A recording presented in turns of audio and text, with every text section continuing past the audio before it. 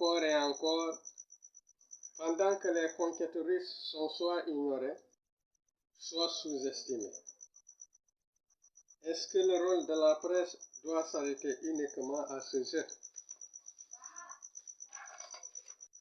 Comme toujours, vous avez pensé à ce que gagnerait ou non l'Occident, et surtout l'Europe, si Trump parvenait à mettre un terme à cette guerre.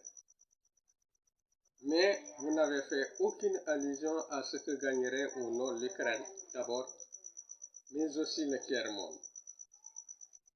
Décidément, pour vous, le changement à une nouvelle vision du monde n'est pas pour demain.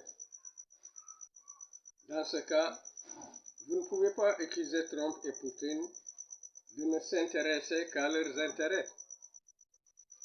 À vous écouter, on décode que votre fervent souhait est que Trump décide de donner plus d'armes à l'Ukraine et mieux d'inviter l'Europe et son propre armée à défaire en la ridiculisant l'armée russe. Je pense que c'est une vision très étriquée de ce que Trump va faire. Une guerre d'une telle ampleur ne va pas nuire que la Russie seulement. Elle n'est pas la seule qui a des difficultés économiques. Même les États-Unis ne seront pas épargnés, car cette éventuelle guerre souhaitée contre la Russie sera longue, désastreuse, nucléaire et inclusive.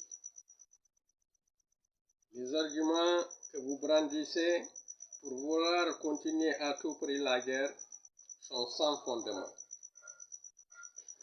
Toutes les grandes guerres ont fini par être terminées par le dialogue, la négociation.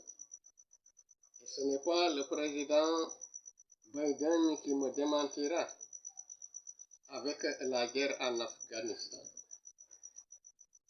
Trump refusera à coup sûr d'entrer dans une guerre qui mettra un frein à ses ambitions de développement pour son pays. Il fera le bon choix, le choix utile et équitable.